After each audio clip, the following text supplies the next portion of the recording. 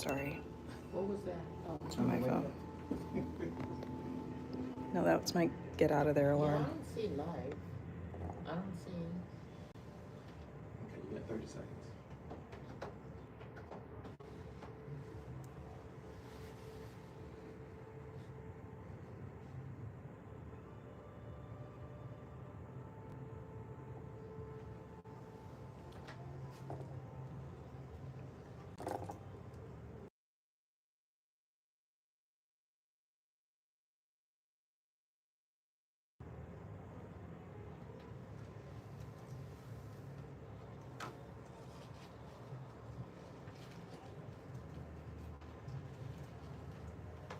Yes, we All are right. definitely live and excited on this cold Central Texas Monday morning. I realize there are people across the country that are like, what are you talking about? How cold are you guys? What was it, like 39 degrees this morning? 30. Yeah. Well, good morning, everyone. Good morning to all our listeners. Good morning to all of you who download the podcast. And thank you. We are reaching record numbers. And good morning to all of you who watch us on our YouTube channel, Rethinking Freedom. My name is Aya Fubara Nelly, and I am the host of the Rethinking Freedom show, where it is not just a show, it is a movement. It is about really thinking about what freedom means to us, and more importantly, or I would say just as importantly, what are you going to do about it? Because words are just words, but it's the actions we take that make all the difference in the world. I'm an attorney, a mother, an author, and really excited to be able to share this time with you every Monday morning, 7 a.m. Central Time. Well, I don't know about you, but I know my head is certainly spinning as we look at all the news coming down the airwaves. And I know that there's some people who would just much rather not listen to the news because I guess it makes us feel better if we bury our heads in the sand. But this is no time to be in denial. The Nile is a river in Egypt, but it is not where we want to be right now. So across the country, across the United States of America, on April 5th, Saturday, April 5th, there were massive protests in major cities. My understanding is over 450 cities across the United States where people came out um, to speak up against some of the, for lack of a better term, shenanigans of the current administration. I have never minced words with you all, and if it offends some people, go ahead and fact check me. But we have a felon who is running the United States of America, who has pardoned and surrounded himself with a lot of other felons and a lot of other feckless people and oligarchs who seem hell-bent on ruining the very country that they say they love. So if you've been paying attention to the stock market, and I recognize that only about 50% or so of Americans are actively invested in the stock market, but for those of you who have 401k plans, 403b plans, and things of that nature, the experts are saying that when the markets open today, if there's not some kind of major rebound, which we do not foresee, No.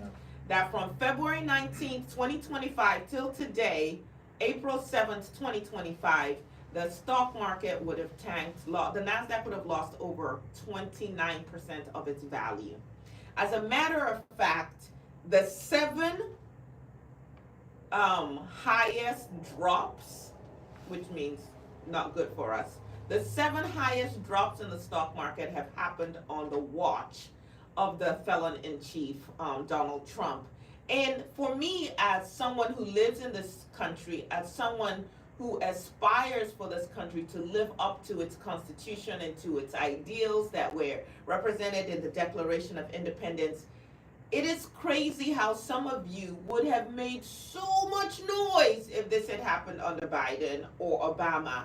But somehow losing a third of your retirement funds and savings and so on under Trump, you can excuse it. It just boggles my mind. We need to be clear about what's going on here. I also want to point out that I guess thank you to Lithuania, who did one amazing job in helping to retrieve the bodies of our 4 servicemen who passed away during a practice exercise over in Europe.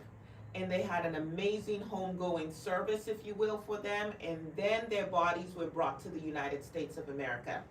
And again, you can go fact check me on this. A few years ago, when we lost 8 servicemen, whom President Biden at the time attended the event to receive their bodies, there was a big brouhaha amongst quote-unquote maggots and conservative media about the fact that Biden looked at his watch a couple of times.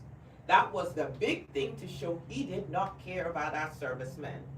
And this weekend, when these 4 brave servicemen, when their bodies were brought back to the United States of America, guess who did not bother to leave the golf course to show up at all, let alone look at his watch? That would be the felon-in-chief, Donald Trump.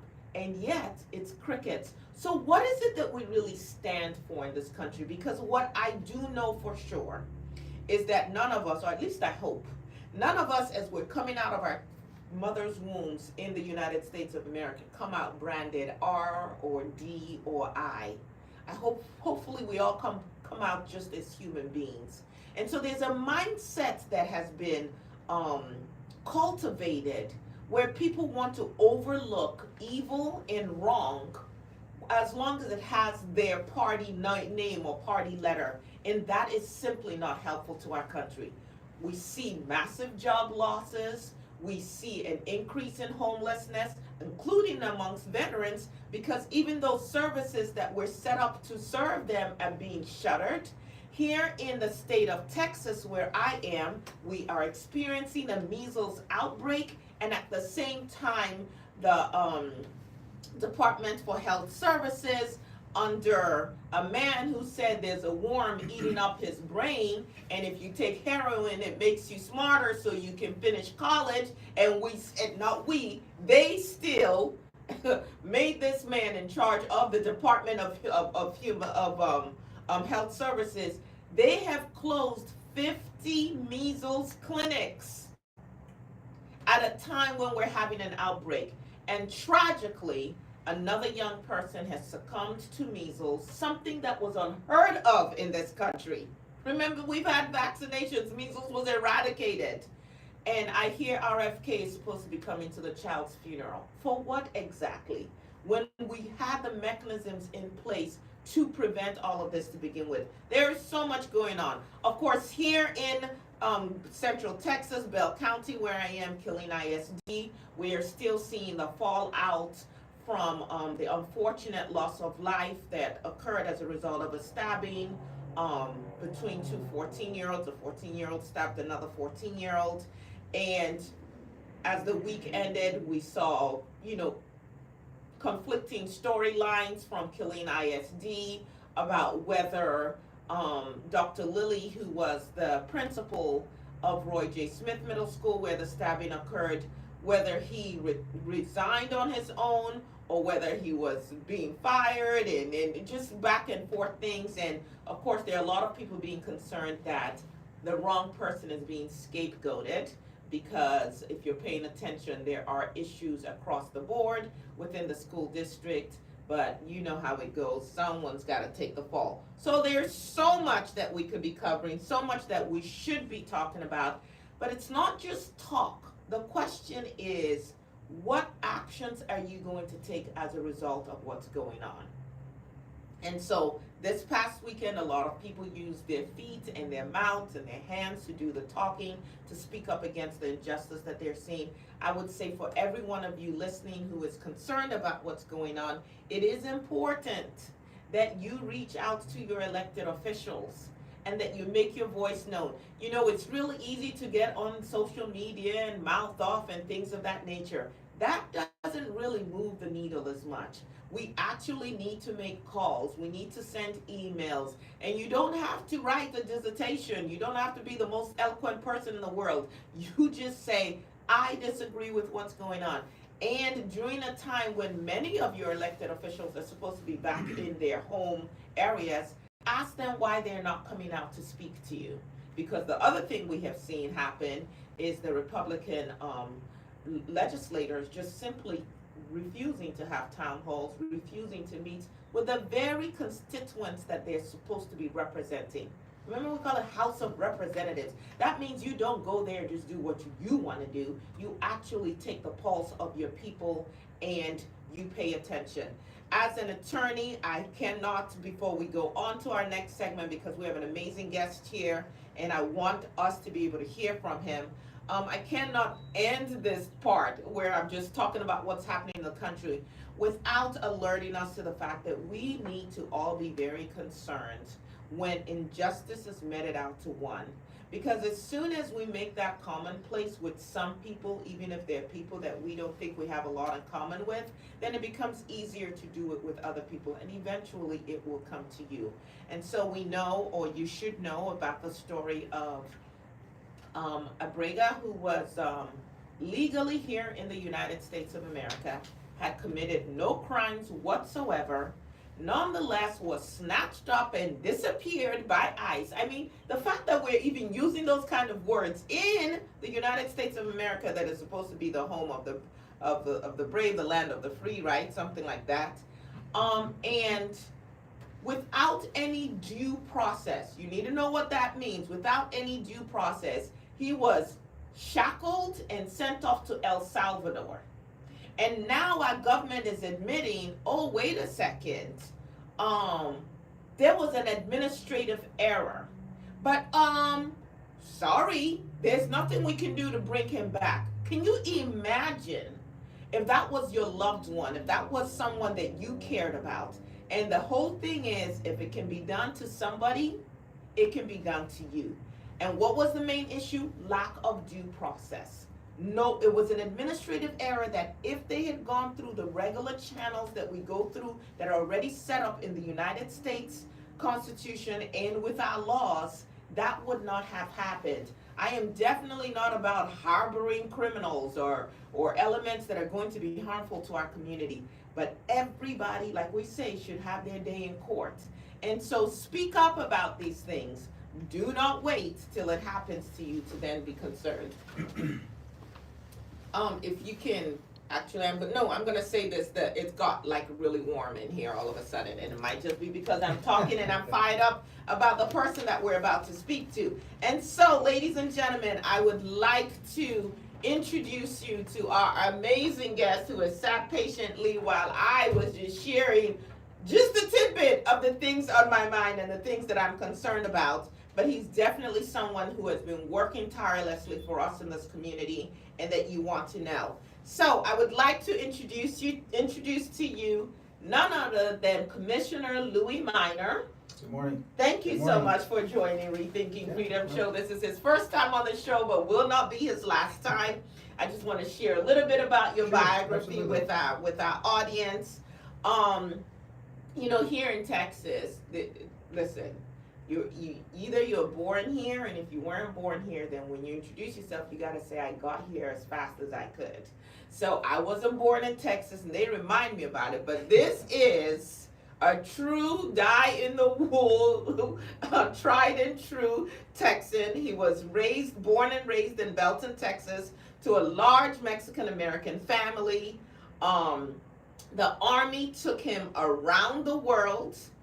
And like many others who have chosen to now make the Killeen area, Bell County, their home, he decided to come back here and to establish his roots.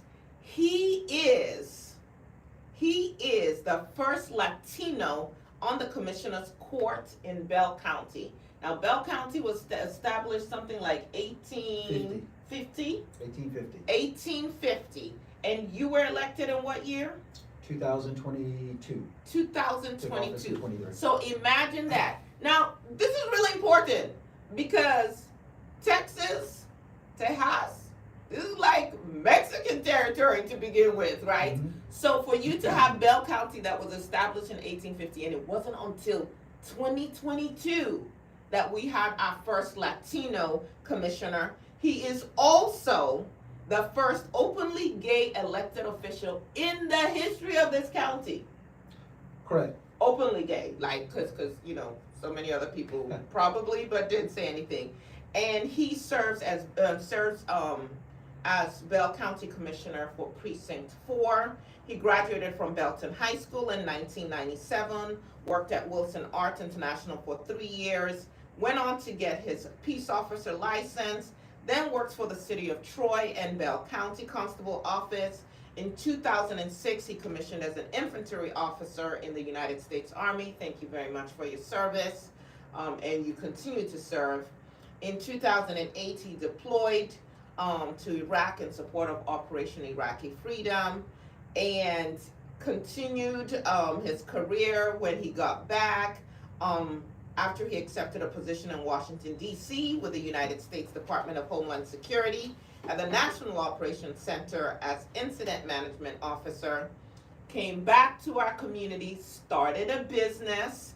He has a general contracting and real estate business that he operates with his daughter. I love that. And today he serves as our county commissioner. And Commissioner Minor, welcome again to the show. Well, thank you for having me. Very thorough research there. So no, I appreciate being here. Just a heads up, I do have a podcast of my own. Yes. That I do. And whenever I first got elected, I was wondering, how am I going to get my message out there? A lot of people don't watch meetings, attend the meetings. So what can I do differently? And I stumbled upon podcasting, and that really resonated with me. And I thought it would be hard and difficult to do. And here it is 3 years later since I've been in office, and I have over 60 something episodes. I try to do one show a week. Yeah. I don't always are able to do that and meet that goal because it's just me. Yes. But outside of that, I run into people and they're like, "Hey, I listen to your show. I like it." And I think sometimes no one's listening, but people do listen. People do listen, and we're going to make sure that we also tag that Yeah. on our YouTube channel so people know exactly where to find it. But yeah, no, it's my way to get the message out of what I'm thinking, why I'm doing what I'm doing, and what I think we could be doing better in the county. So. What made you even decide to run for Bell County Commissioner in the first place? So whenever I left Homeland Security, I came back and I was very bold and ambitious, and I ran for U.S. Congress and ran against John Carter in 2014. That was a Tea Party year. You mean the John Carter that has not held the town hall in? Yeah, he didn't hold any back then either. I don't think since I moved to Texas. No. Over 15 years ago. Yeah, no. He's shown up once in a while at Fort Cavazos, but other than that. But please go ahead, yes. But yeah, no, so I ran against him. I was not successful, obviously, but I had got into politics. I made some good connections, and my desire was to serve the people and in a political way, where I could advocate for what is the party that stands for working people. And so I stayed with politics, and matter of fact, it was in 2016, Dr. Claudia Brown Yes. ran for JP. Yes. And I'll never forget when that idea popped into her head, because I had went to a Democratic women's meeting and gave a presentation of everyone that is going to be on the ballot for that coming election, and what their job duty is, how much they get paid, and then the budget for that office. And I remember her saying that if no one's going to run for that office, she would run for it, and she did and won, and shocked a lot of people. I was actually part of her campaign. Mhm. I went door to door with her and all of that, and it was amazing. For those of you who don't know Claudia Brown, I'm thinking of Claudia Jones because there's another Claudia Jones who was an activist, but this was a woman who relocated to Texas as a grandmother to actually raise her grandson, got involved in the community, Right. and she was older, in her 70s really, and just decided, we need to speak up, we need to fight, and it's never too old, you're never too old to do so. And she was fierce, and we're saying was because she has since made her transition, but yes. please go. Yeah, so once I saw that she won that race in precinct 4, I started looking at other races. This one was on the ballot in 2018. I ran in 2018 for this position.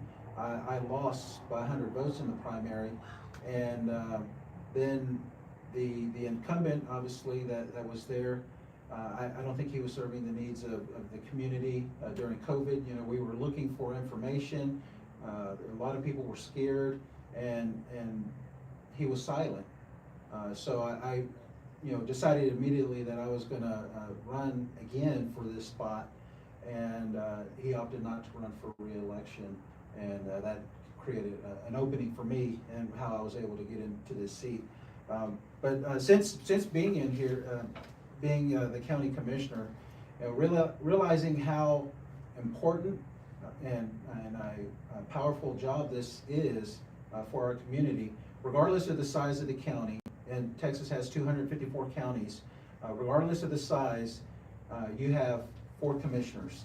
So you could have the smallest county, which is Loving County, and I think they only have like 60 or 70 people in it. And then you have a county like Harris County, which has 6 million people. And still only 4 commissioners. And still only 4 commissioners. And so Bell County, we're about 400,000 people, so each commissioner represents about 100,000 people. And then the county judge kind of oversees the commissioner's court presiding I officer. have to ask this. Yeah. 400,000 people in Bell County. Mhm. What percentage vote in the commissioners' elections?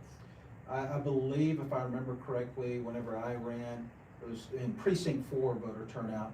I want to say maybe it was almost 20,000 people that came out to vote Okay. in precinct 4. Okay. It's an off year, Yeah. which means it's not a It's presidential not a year. So the presidential year, presidential year always has higher turnout. yeah.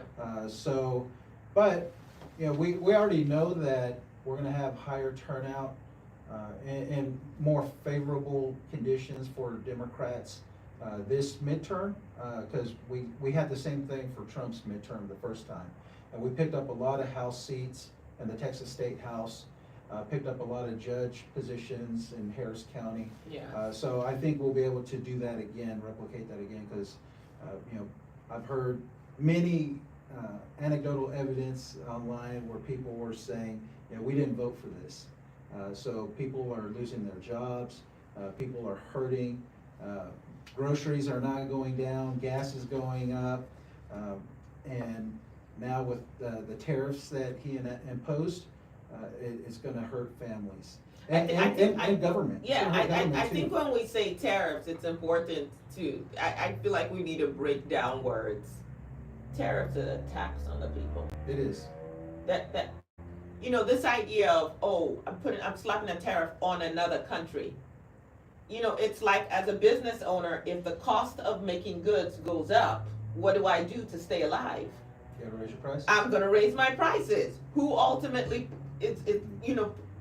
deals with that? The consumer. So you guys, when you're talking about tariffs, we're trying to be strong in the world, and we'll slap 34% on here and slap 10% on the penguins and all that stuff. Yeah, understand that what that means is everything becomes more expensive for us. So I don't know if you've tried to look at what an Apple phone costs now versus last week. I mean, it's just crazy. Things are going to jump, and we're just getting started. But please carry on. So what are your key areas of focus as a commissioner here in Bell County? So we are responsible for funding government. That's our primary role. We set policy, but our primary role is funding government. So every aspect of county government, we have the sheriff's department, we have the jail, we have the court systems, probation, but we also have care for indigent health care here in the county. There's just a lot of things, public transportation, there's a lot of things that the county oversees and funds. So we're like the power of the purse. It comes to us. We set the tax rate for the county, so then we budget the funds for it. So if any elected official in the county, if they need a new personnel, or new software or equipment, they have to come to the Commissioners Court to get approval for that if it's outside their budget. So we're about to start going into our budget year. And so we'll have all these meetings with the elected officials. They'll tell us their needs. And then based off of the anticipated tax rate or that we're gonna get, then we can start figuring out how much we're going to spend. You know, a lion's share of the portion definitely goes to public safety, the jail and the sheriff's department and the courts. Is that because that's where our greatest need lies, or just historically that's what it's been? Well, I think historically, if you look at any government, that's gonna be their greatest expenditure is public safety, you know, fire, ambulance service and law enforcement. But in Bell County, last year I voted against our property tax rate increase, simply because. Thank you, I appreciate that. Well, I was the only one, you know, the Democrat voted against the property tax increase, all the Republicans did. But I did it because they are spending, and they increase your taxes to go into a pretty much private prison. They want to privatize our jail. And what I mean by that is $100 million of ARPA funds, or $70 million of ARPA funds. That's money that we got from the American Rescue Plan during COVID. A lot of cities and counties did some innovative things with money like that. Not Bell County, but like youth programs, yes, and things that are preventative for the community. Yes, tons of things were done, innovative things. What Bell County decided to do was let's expand our jail.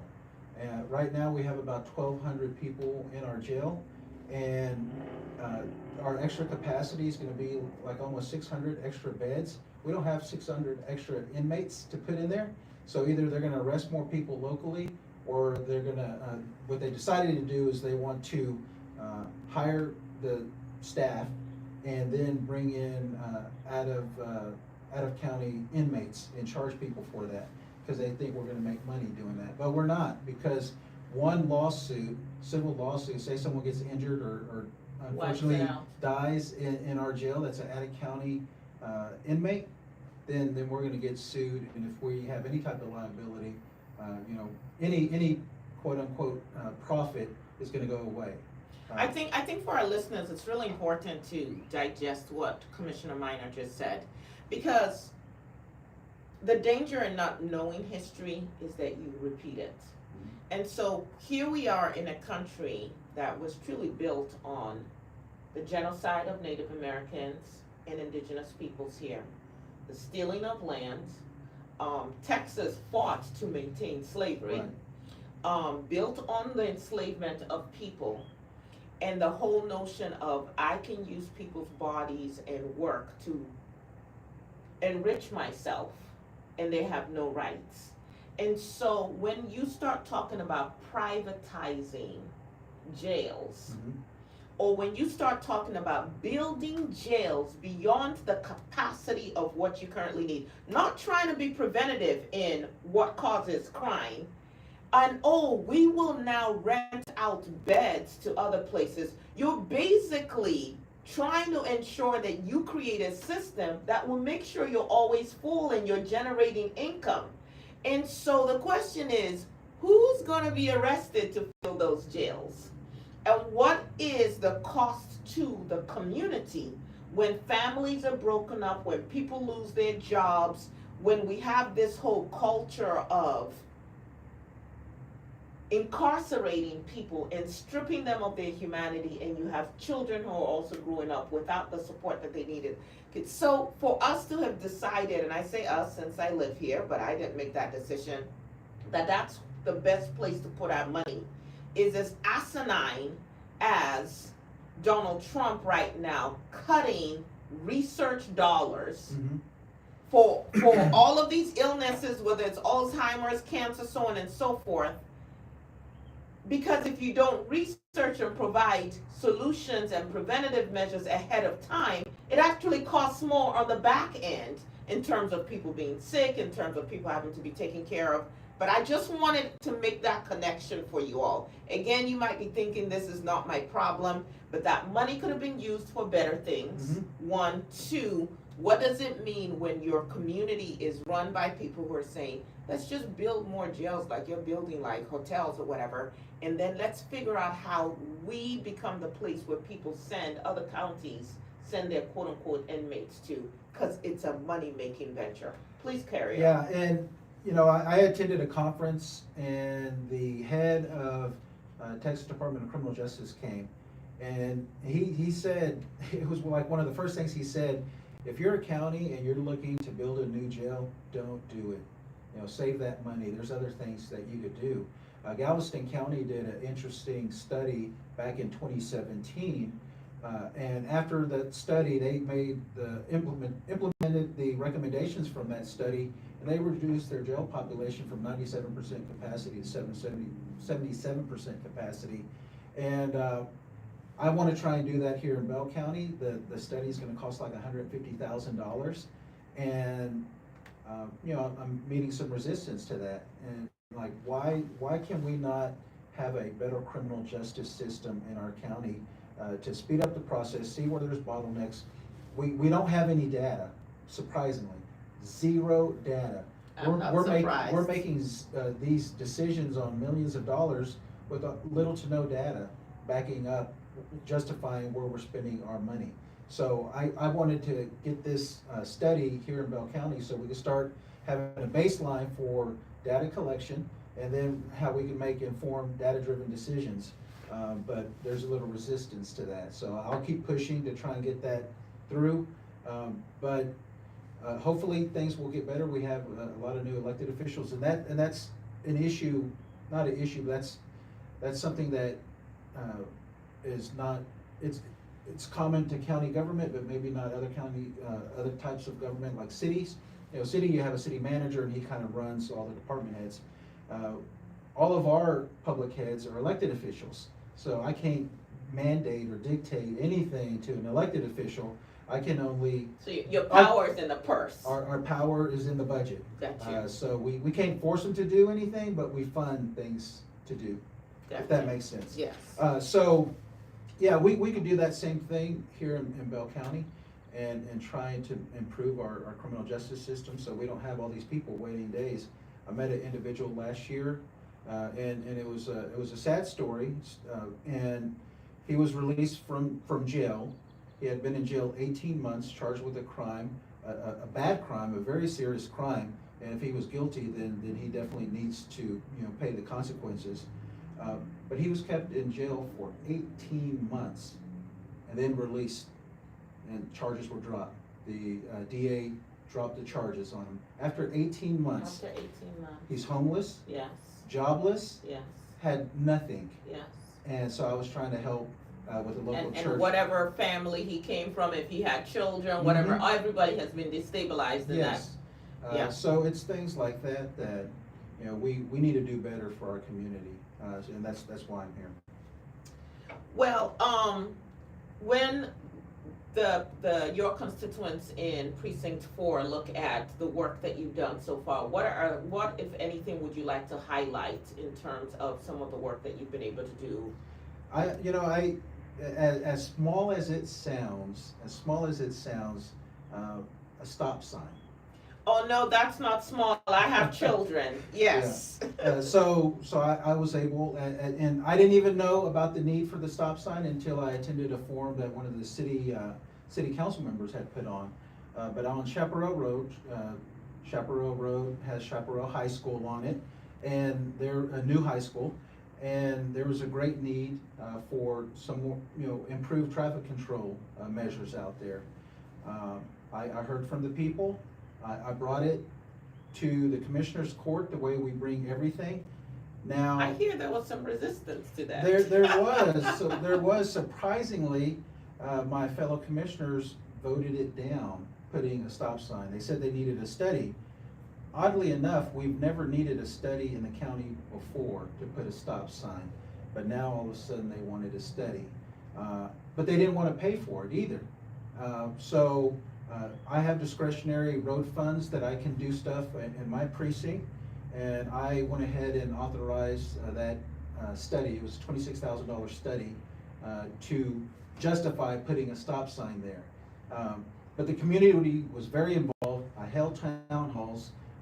There was a young lady that she went to Chaparral High School. She went out and got signatures in the community, in the neighborhood, saying, hey, yeah, we want this, like over 100 signatures. And everyone thanked her for, you know, being involved, and they still voted it no. But after that study said we actually need a stoplight there, and but a stop sign is a interim measure. They went ahead and voted to get that in there. But, and this is where, you know, I guess, you know, my activism kind of comes into play. After they voted it down, the very next day, I was out there with residents holding signs. I saw that. And putting pressure on them. And, you know, the paper covered it, Yes. local news covered it. Yes. So I think it's a great way to show people that being involved and to push things that you feel that are important to you works. You just got to be persistent.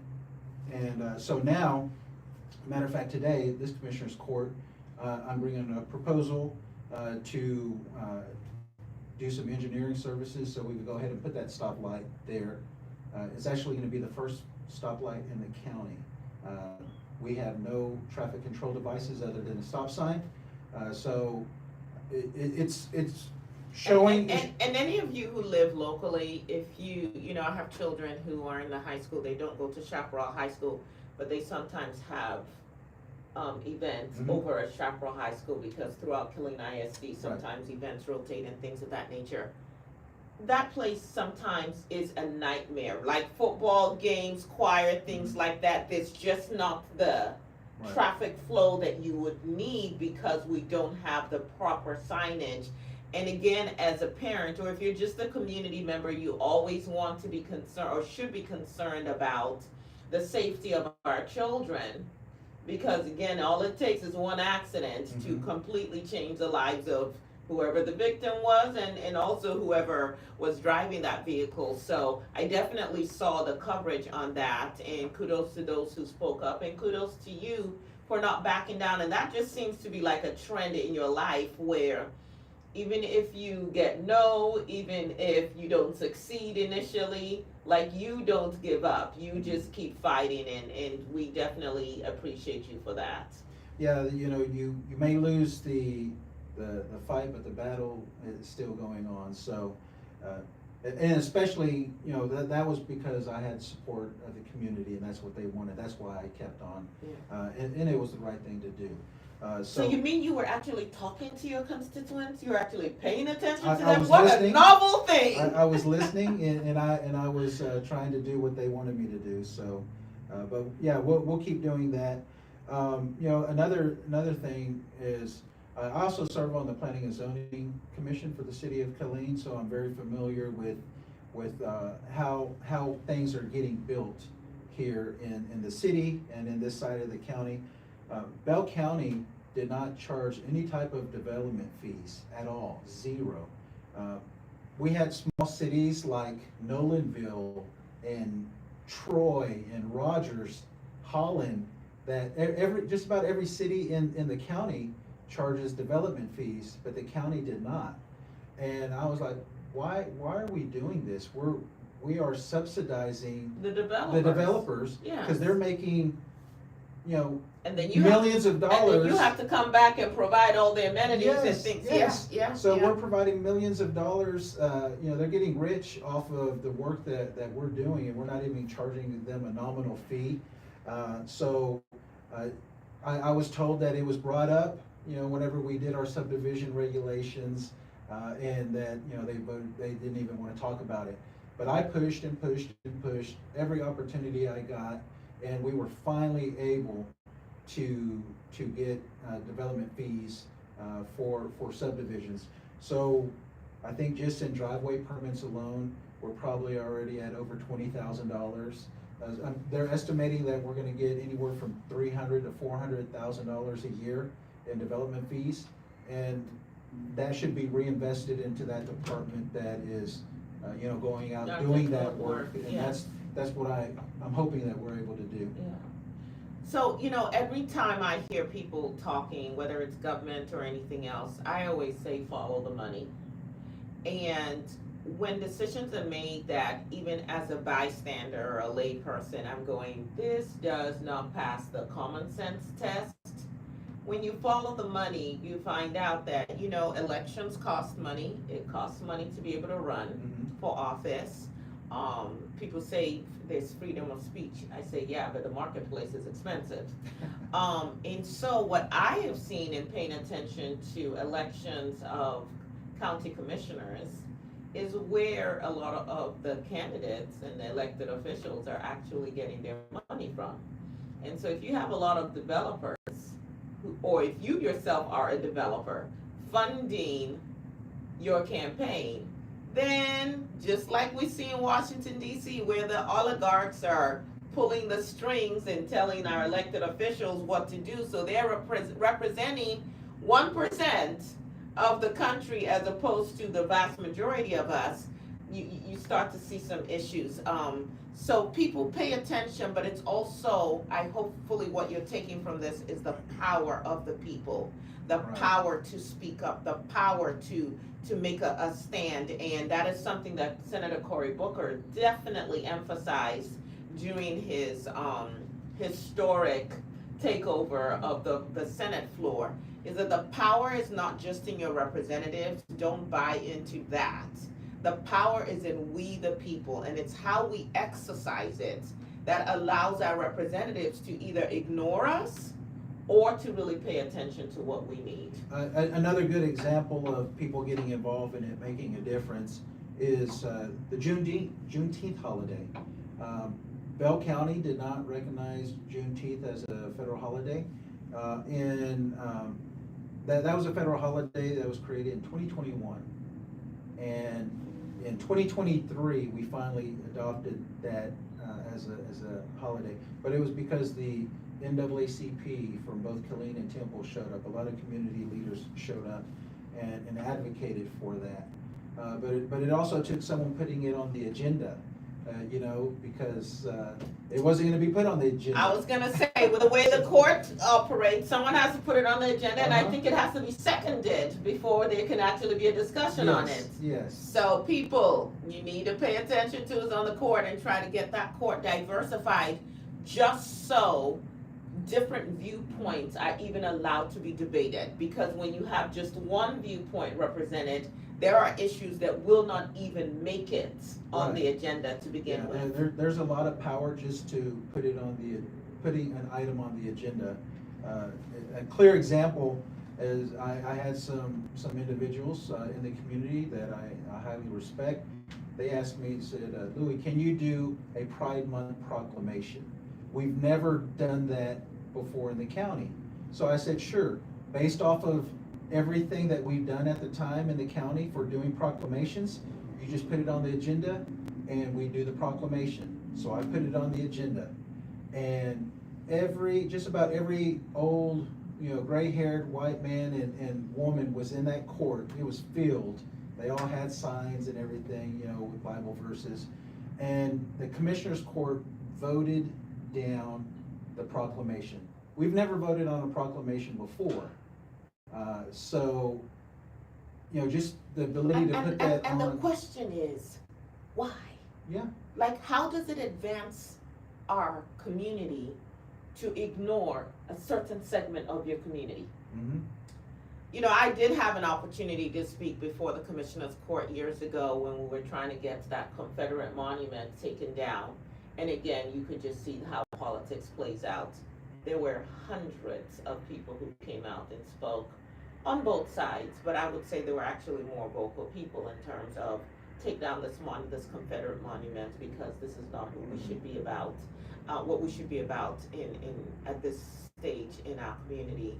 And based on the composition of the court at the time, they just basically just ignored it. And yeah, well, I mean that's a whole nother story, the Confederate statue.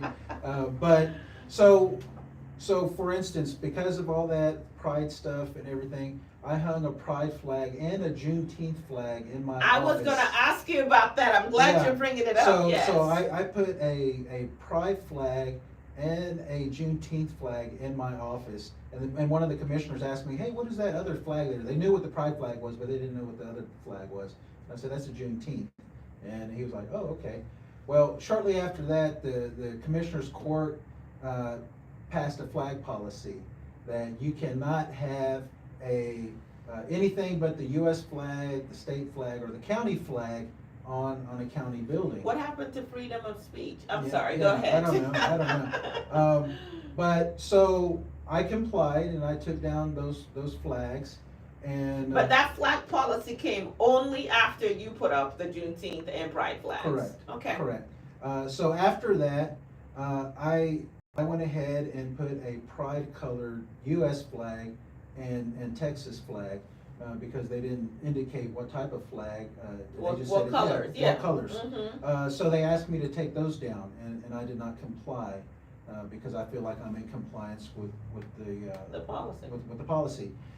Now we have State Representative Hillary Hicklin. She filed a bill for mandating what flags can go on any county building or city building or. So with all the issues that are Mm-hmm. facing us, what we are spending time and money on is what flag can go on a building. Right, well, they said the pride colors are divisive, and I'm trying to be an activist, but these are the same people that have no problems with a Confederate statue. I was gonna say on that, the commissioner. but that's not divisive. That is perfectly fine. Yeah.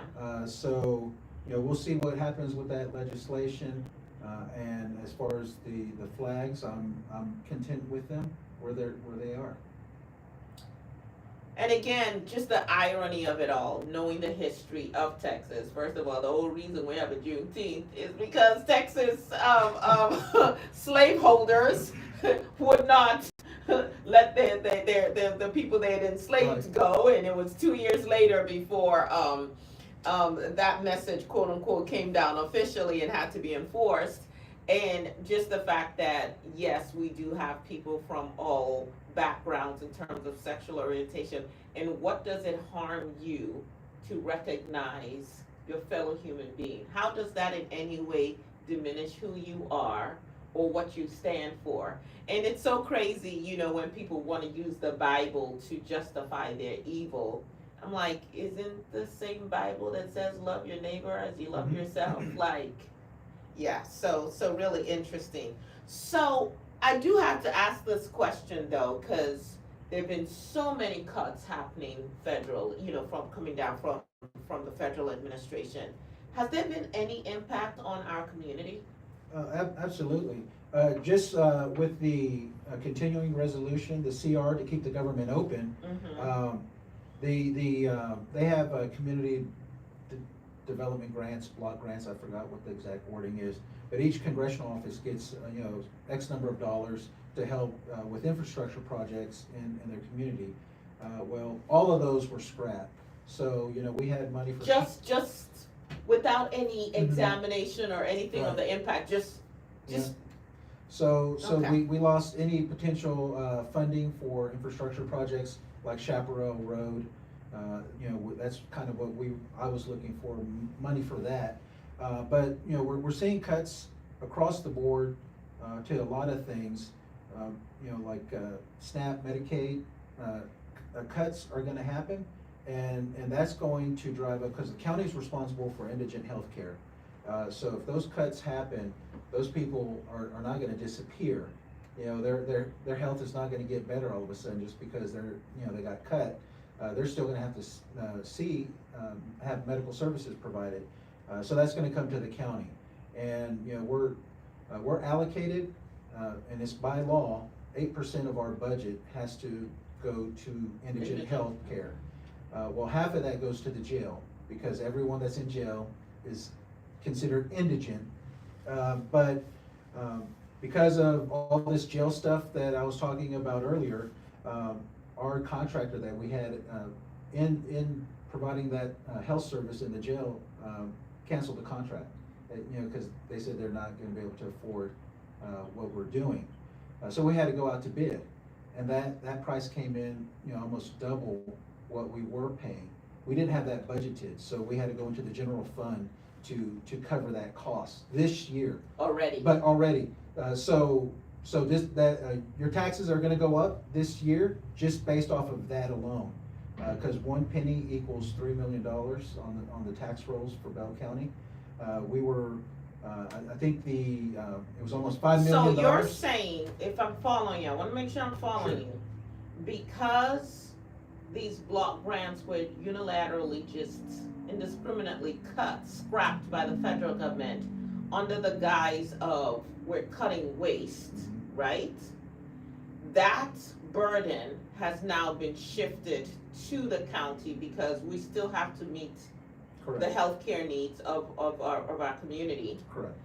And based on these cuts already, a contractor has said, hey, I can't do it for the price, I'm out.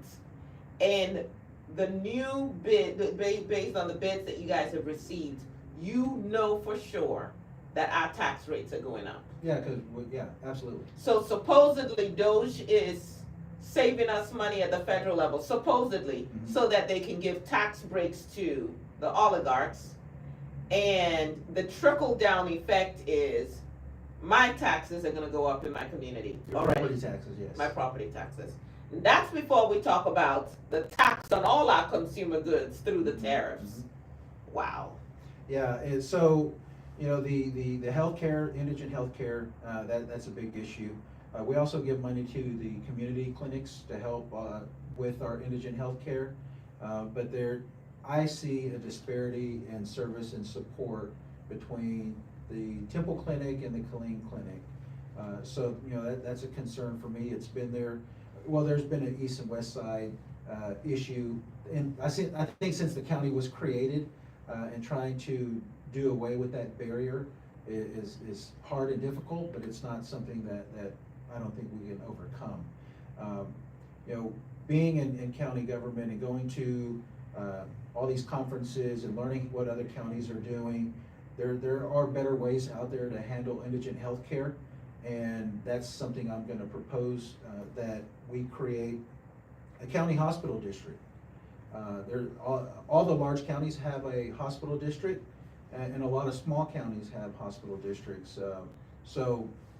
And what a hospital district would do is take away that burden, that responsibility from the county, and it would go to the hospital district. So the hospital district would be responsible for the jail healthcare. The hospital district would be responsible for indigent healthcare throughout the county, and then they would also be responsible for public health. And doing that, we're gonna have to vote on it, because it would be a taxing authority, but we are already getting taxed for it, because 8% of the county budget, which is $160 million, is going to indigent healthcare. So what I'm hearing from you, and I really appreciate the education you're giving us, is your personal commitment, though, to getting educated yourself about the issues and about possible solutions.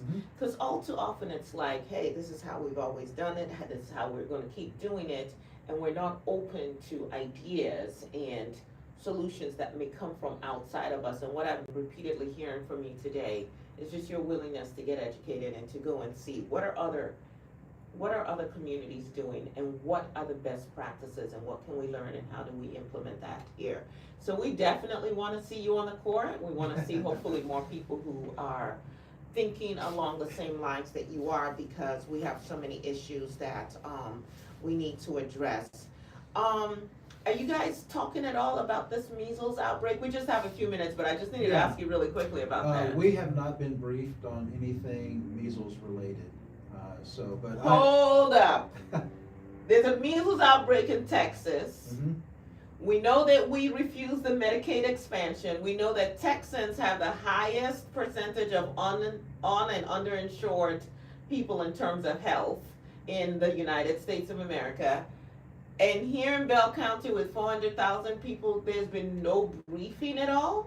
No, So there are no preventative measures occurring right now? I can't say that, I don't know that. You just haven't been briefed? I Okay, haven't been go briefed. ahead. But I will get some information and give that back to you. All right. So when is your next election? When are you up for re-election? What do the people need to know? Yeah, I'm coming up on my first reelection. I've been in office 3 years. So the primary will be in March of next year, 2026, the first Tuesday of March, and then the general election would be in November. Okay. I would be looking for support in the primary, and then also in November.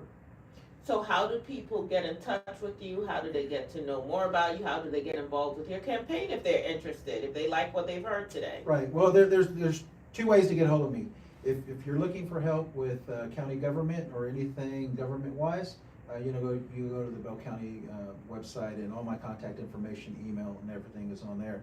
If you want to get involved politically with my campaign, just go to louisminor.com, or you can go to Facebook and just search Louis Minor, Texas, and you'll find information there. You can reach out to me that way. Like I said, I do a lot of traveling. I go to conferences, and I try to help out candidates everywhere I can. I'm very involved with the Democratic Party. I do a lot locally, trying to recruit candidates for our elections, because that's part of the secret sauce. If people want to know how, when is Texas going to turn blue, all this other stuff like that. Well, we got to have candidates on the ballot for them to vote for. Yeah. And if you're running and I'm running, you're going to bring people to the polls just because they know you. And while they're there, they're like, oh, okay, I'll go ahead and vote for all the Democrats. And we haven't had that in the county for many, many years. There's only been a handful of people running for office, and most of the incumbents were running unopposed. Yes, But- that is true. But the last 2 election cycles, I was proud to tell people that we've had the most Democrats running, and it has grown exponentially each time.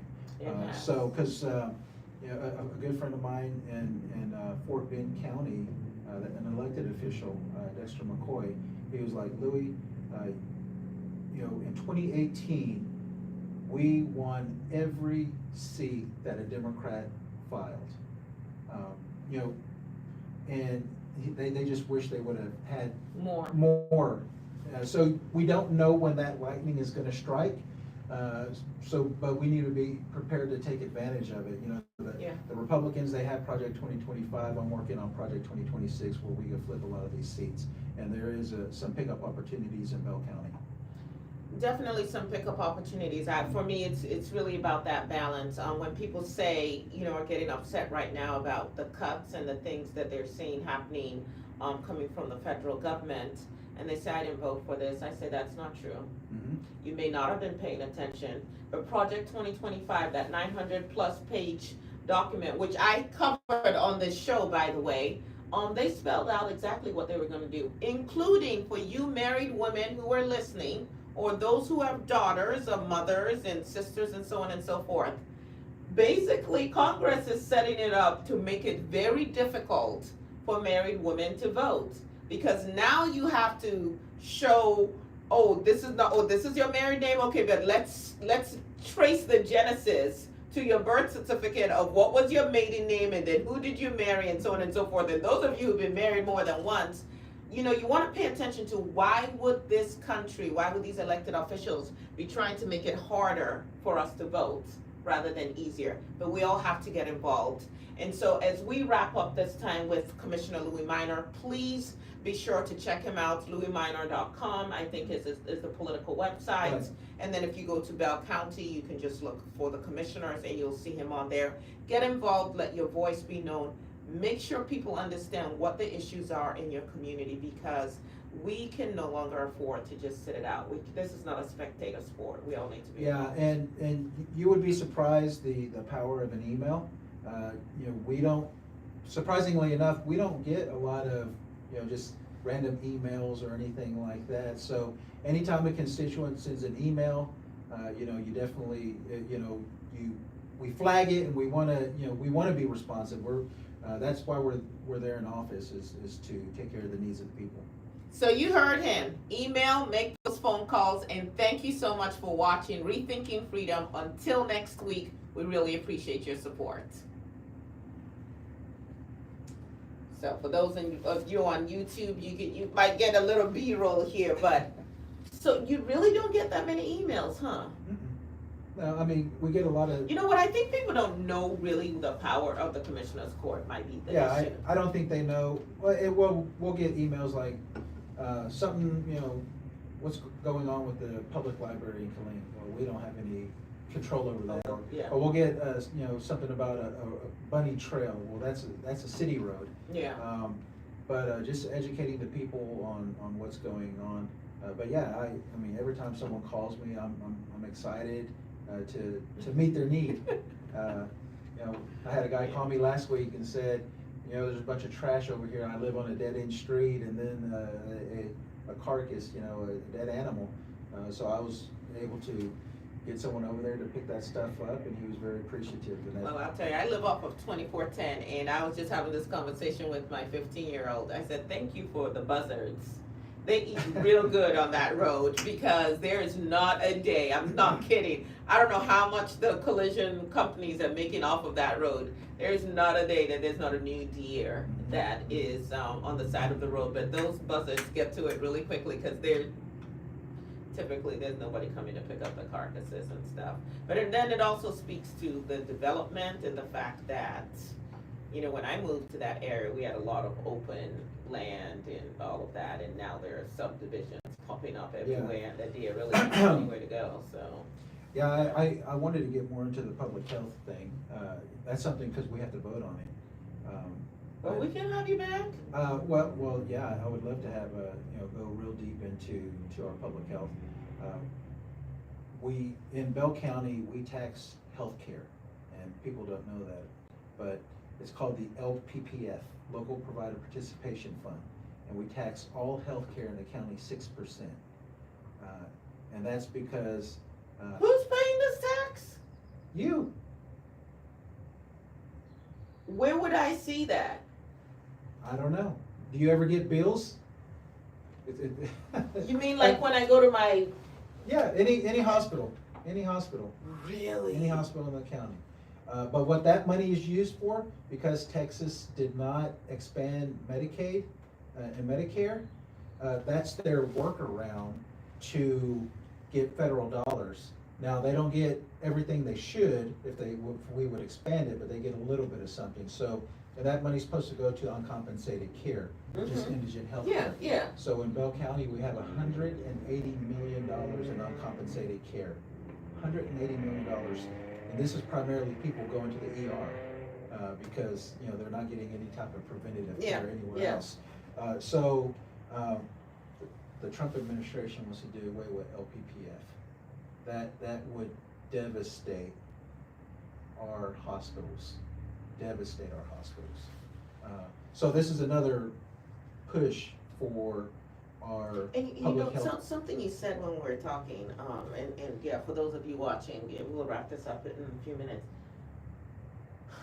It's the fact that so many decisions are made without data, without, it's just like, it just seems so arbitrary. I listen to one or two people and I make a decision, as opposed to, how are these cuts going to impact people? Where do we want people to turn to when they're losing jobs? You won't raise minimum wage, no health care, besides building jails, what else are we gonna do to? Food costs are going up, gas went up. I woke up the other day, I drove to court, and the gas station I drove by said $2.45 or something like that. I get out of court an hour and a half later, it was up to $2.95. I'm like, wait a second, So I have an electric car. Yeah. The state, there was a Volvo lawsuit that the state did a while back, or not Volvo, Volkswagen. Volkswagen lawsuit. They were cheating their diesel emissions. Remember that? Well, part of that, the state got a settlement out of that. What that money was supposed to be used for was for governments or anyone to decommission an electric vehicle, or a diesel vehicle, buy an electric vehicle, and then get, this is state dollars, and that's nothing to do with the federal government, and you could use it for infrastructure. Bell County was specifically named out in this settlement where we could get over $1.3 million for us. Colleen used it for the airport. And so I was trying to get $770,000 of free money, zero match, free money for Bell County to get rid of one of its older vehicles. We would've got a brand new electric truck. It was heavy duty, like a dump truck type. But what I really wanted was the infrastructure money, because we could've put charging stations up. Yeah, cause it's really hard to charge around It here, is. yeah. And I double checked with the state, making sure that we could charge people to use those The charging charging stations. stations, And they yeah. said, yes, you can. So we would have made money. First of all, it wouldn't have cost us anything, and then we would have made Make money from it, yeah, it'd have been revenue And generated. the commissioner's court said, no, we shouldn't be in the engine, or electric car business. Said, why do you turn down $770,000 of free money? And then we would have made money. Yeah, cause I know people who have the electric vehicles or hybrids, and it's like finding charging stations until here in Colleen's, Harker Heights area, until that one that's been set up, here at Market Heights. Well, Yeah. until recently, Yeah. Teslas were not compatible with other Yes, chargers. that's true, So yes. I have the other type, yeah. and so I couldn't go to Tesla charging Yeah. stations. I think now you can, because they did some stuff with the, My husband does have an electric vehicle, but I don't know anything about, and I do need to get educated on that. So for those of you watching, again, please reach out to your elected officials, not just Commissioner Minor, but as you heard, they really do wanna hear from us, and we will continue these conversations, and if there are other people you think that we should be talking to, let us know, it'll be our pleasure to have that conversation with them. In the meantime, stay engaged and take action. Thank you. Turn this off.